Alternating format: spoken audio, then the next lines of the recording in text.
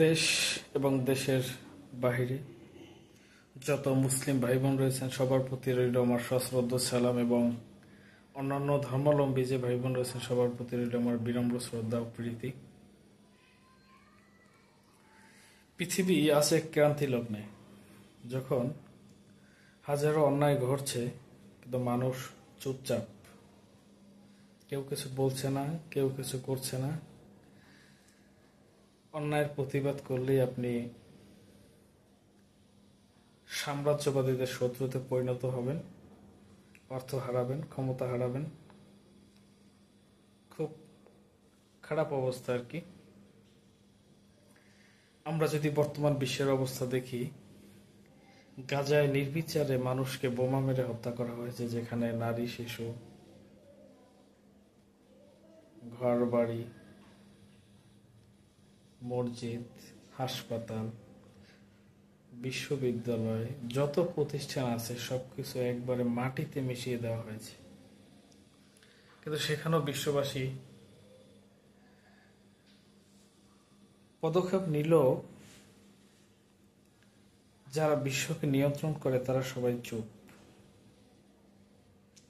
এক ইসরায়েল, তারা নিজেরাই সন্ত্রাসী, কিন্তু তারা পুরো পৃথিবীর মুসলিম জাতিকে সন্ত্রাসী আখ্যা দিয়ে তাদের ধ্বংসের খেলায় মেতে উঠেছে। যেমনটা আমরা দেখছি নেতানিয়াহুর পূর্ববর্তী বক্তৃতা, যেখানে তিনি ইরানকে টার্গেট করেছেন, পাকিস্তানকে টার্গেট করেছেন, তুরস্ককে টার্গেট করেছেন, মানে যা মনে চাইতেছে তাই, এবং সেই লক্ষ্যেই তিনি কাজ করে যাচ্ছেন। এবং বিশ্বের মোড়ল যারা, বিশ্ব মোড়ল, পুঁজিবাদী, সাম্রাজ্যবাদী, গণহত্যাকারী, সেই আমেরিকা এবং পশ্চিমারা গণহত্যায় আবার নতুন করে লিপ্ত হচ্ছে, যেটা আমরা দেখতে পাচ্ছি ইরানে। আকস্মিক বিনা উস্কানিতে যে হামলা করা হলো 13 জুন 2025, কোনো কারণ ছাড়া, একটি কারণ দেখানো হয়েছে সেখানে, যে ইরান পারমাণবিক অস্ত্র বানাচ্ছে, যেটা তাদের নিরাপত্তা হুমকি। সেই অজুহাত দেখিয়ে তারা বিমান হামলা চালিয়েছে, 200 বিমান নিয়ে নিরীহ মানুষদের হত্যা করেছে। ইরানের সামরিক বাহিনীর প্রধান, যত একটা রাষ্ট্র যারা পরিচালনা করে, যারা মেইন গুটি এক কথায়, তাদেরকে তারা হত্যা করেছে। এবং উস্কানি ছাড়া এই গণহত্যাকে পশ্চিমারা সমর্থন করছে।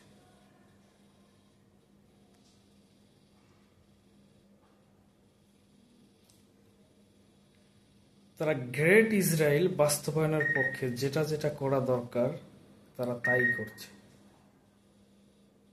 মানব ইতিহাসের প্রথম বিশ্বযুদ্ধ, দ্বিতীয় বিশ্বযুদ্ধের পরে বর্তমান সময়ে সবচেয়ে খারাপ সময়ে আছি আমরা। বড় মানবিক বিপর্যয় ঘটার দ্বার প্রান্তে আমরা। এমনও হতে পারে এটাই তৃতীয় বিশ্বযুদ্ধের সূত্রপাত। এই আধুনিক সভ্যতায় আইসা মানুষ এখনো ধ্বংসের খেলায় লিপ্ত।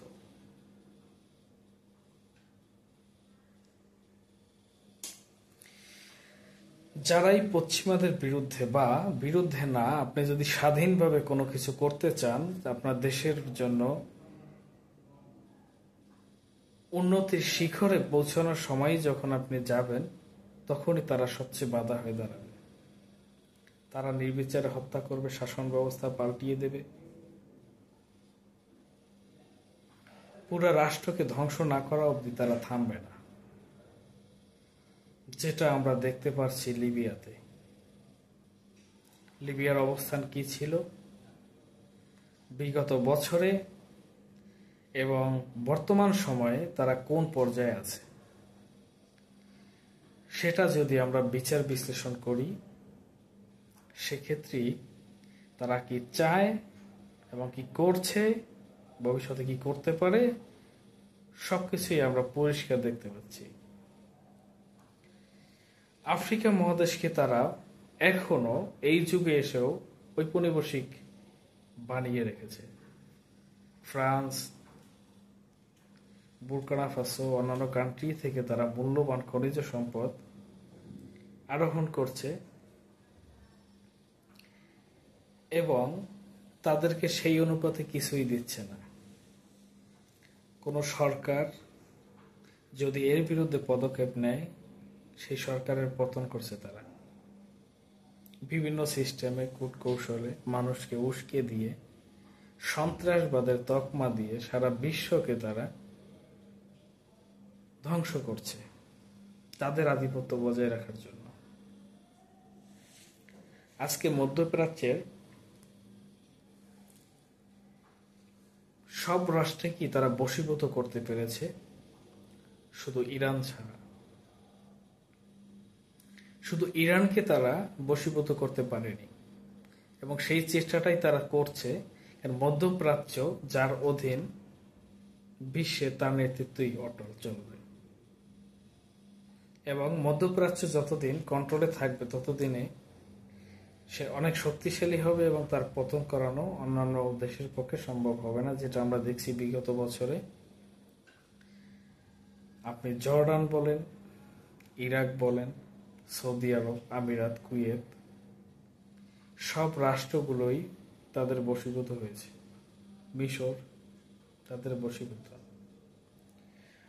শুধু ইরান তাদের বিপক্ষের সবচেয়ে বড় বাধা ছিল এবং সেই ইরানকে তারা টার্গেট করছে।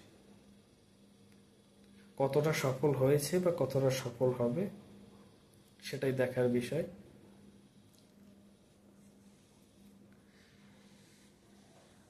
মানুষ অনেক কিছু বোঝে আর অনেক মানুষ আছে বুঝেও বোঝে না।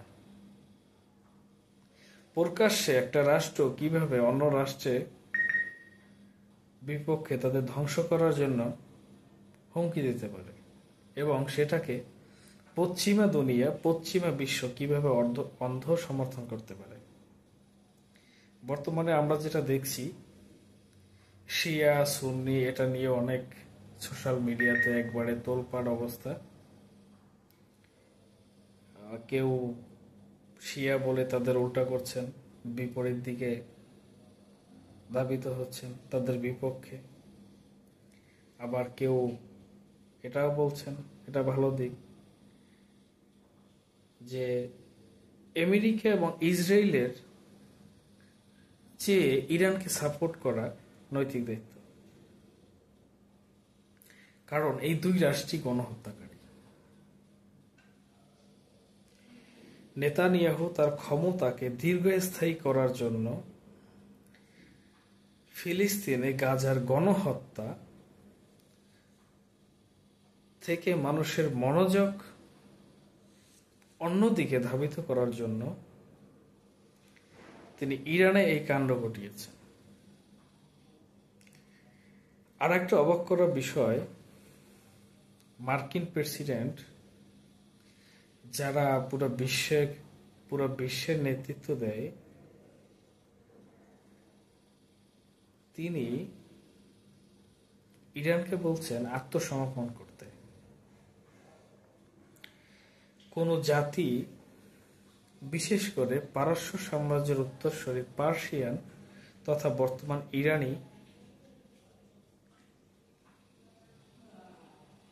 ইরান জাতি কখনো এইভাবে আত্মসমর্পণ করবে না। এটা আপনি জানেন, আমি জানি, তারাও জানে। আমেরিকা সব জল্পনা এবং কল্পনা সবকিছু দূর করে গতকালকে মুহুর্মুহুর বোমা হামলা চালিয়েছে পারমাণবিক স্থাপনায়। তারা দাবি করছে যে পুরোপুরি ধ্বংস হয়ে গেছে। এই বিশ্বে আমেরিকা ছাড়া অন্য কোনো রাষ্ট্র এখন পর্যন্ত কোনো রাষ্ট্রের উপরে পারমাণবিক হামলা চালায়নি। রাশিয়া পারমাণবিক রাষ্ট্র, অনেক ক্ষমতাশালী, তাদের সবচেয়ে নিউক্লিয়ার ওয়েপন বেশি। China, Bharat, Pakistan, France, British, উত্তর কোরিয়া, আমেরিকা এবং ইসরায়েলের নাম না থাকলেও তাদের কাছেও আছে বলে ইতিহাসে জানা যায় এবং মানুষ সেটাই বলে যে তাদের কাছেও রয়েছে পারমাণবিক মারণাস্ত্র। এখন যতগুলো রাষ্ট্র পারমাণবিক শক্তিধর তার ভিতরে একমাত্র আমেরিকাই এই অস্ত্র মানুষের উপরে প্রয়োগ করেছে, এই অস্ত্রের মাধ্যমে মানুষকে গণহত্যা করেছে। জাপানের হিরোশিমা এবং নাগাসাকিতে তারা পুরোপুরি দুইটা অঞ্চলকে একবারে ধসিয়ে দিয়েছে। সেখানে বহু মানবিক বিপর্যয় ঘটেছে। এখনো সেখানকার আবহাওয়া, জলবায়ু ওইভাবে স্বাভাবিক হয়ে আসেনি। সেই ক্ষতির দিকগুলো এখনো, সেই ক্ষতির প্রভাবগুলো সেখানে রয়ে গেছে। তাহলে এই আমেরিকার কাছেই তো পারমাণবিক অস্ত্র নিরাপদ না।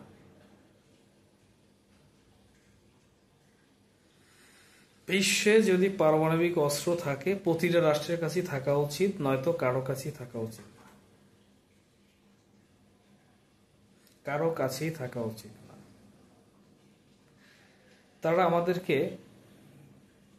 মানবাধিকার দেখাচ্ছে, জাতিসংঘ দেখাচ্ছে, IMF দেখাচ্ছে, ইউরোপীয় ইউনিয়ন, তারা খুব সভ্য,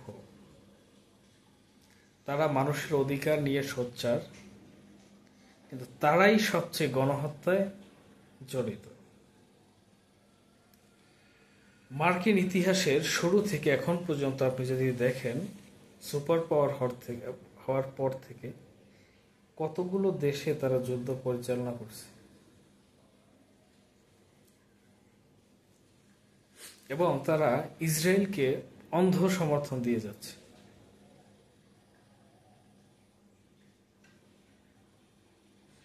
তারা কোনো কূটনৈতিকভাবে ব্যবস্থা নেয়নি। আলোচনার মাধ্যমে সমঝোতা করা যেত, এই নির্বিচারে মানুষগুলো হত্যা হতো না। ইসরায়েলের অবস্থা দেখেন, সাধারণ নাগরিক তারা বাংকারে, তাদের বাড়ি ঘর ধ্বংস, পুরোপুরি ধসে গেছে, বাংকারে জীবনযাপন করছে। এভাবে কতদিন মানুষ জীবনযাপন করতে পারে? ইসরায়েল কোনো রাষ্ট্র নয়, ইসরায়েল একটা সন্ত্রাসী গোষ্ঠী এবং তার সম্পূর্ণ মদত দিয়ে যাচ্ছে মার্কিন যুক্তরাষ্ট্র এবং পশ্চিমারা। তাদের এজেন্ডাই বাস্তবায়ন করছে জায়নিস্টবাদী ইহুদি রাষ্ট্র, ইহুদি সন্ত্রাসী গোষ্ঠী, নেতানিয়াহু বাহিনী, যাদের মধ্যে মানবতার ছিটে ফোঁটাও নাই এবং তারা জাতিসংঘের আইনের, আন্তর্জাতিক আইনের কোনো তোয়াক্কা করছে না।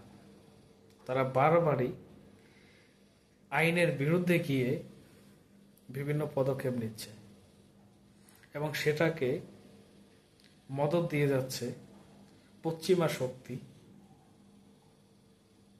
সাম্রাজ্যবাদীরা।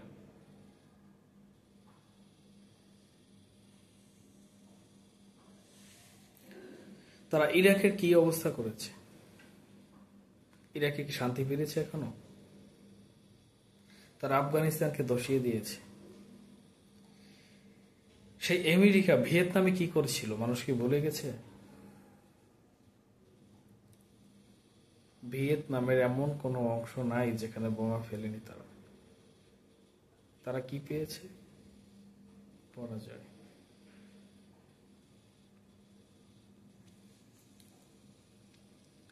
এখন তারা চাচ্ছে আয়াতুল্লাহ খামেনিকে হত্যা করে ইরানের শাসন ব্যবস্থা পাল্টিয়ে দিতে, যেটা করতে তারা ব্যর্থ হয়েছে।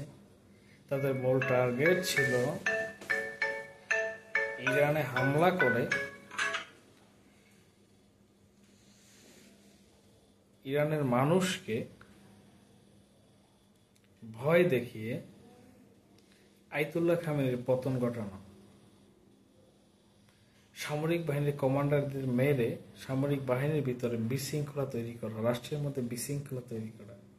কিন্তু ইরান যেটা ক্ষতি হয়েছে সেটা তো রিকভার করা সম্ভব নয়, তো অনেকটাই তারা প্রতিরোধ করতে পেরেছে এবং আগের চেয়ে সেই তুলনায় যেভাবে তাদের সবকিছু এলোমেলো হয়ে যাওয়ার কথা কিন্তু সেভাবে হয়নি, তারা অনেকটাই কামব্যাক করেছে শক্তিশালী হয়ে। তবে আমরা যুদ্ধ চাই না, আমরা শান্তি চাই। মানবতার জয় হোক,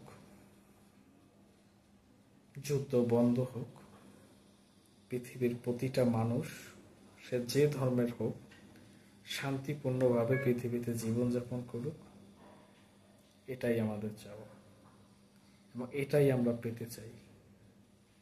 কোনো জাতিকে দাসত্ব বরণ করিয়ে নয়, তার ন্যায্য অধিকারের মাধ্যমে স্বাধীনভাবে সে যেন পৃথিবীতে বেঁচে থাকতে পারে, সেই ব্যবস্থাই আমরা চাই।